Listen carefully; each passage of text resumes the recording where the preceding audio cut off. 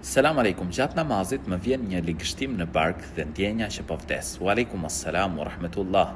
Ku ka më mirë se sa njeriu me ndru jetë duke u fal. Gjithsesi, përderisa ti po fal namazin, ti do të ndjehesh e lumtur, elhamdulillah, që Allahu i lartësuar po ma mundëson me e kry një urdhër, po ma mundëson pra të lidhem me të, po ma mundëson të zbatoj diçka që ma mundëson xhenetin.